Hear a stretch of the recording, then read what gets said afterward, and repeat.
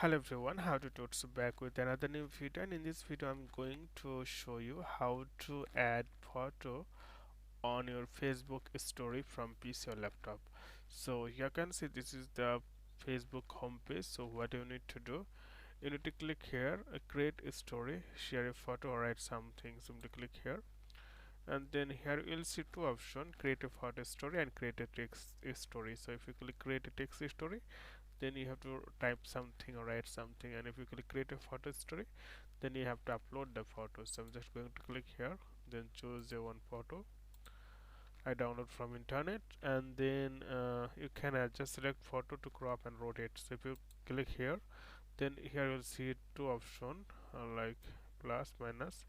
You can zoom in or zoom out, so you can just fix it. You can also adjust it by dragging your mouse. I think this fit, and after that simply click here, share a story. Okay, also click here, then this photo will be shared on your Facebook story timeline. So okay friend, today's no more, and thank you for watching.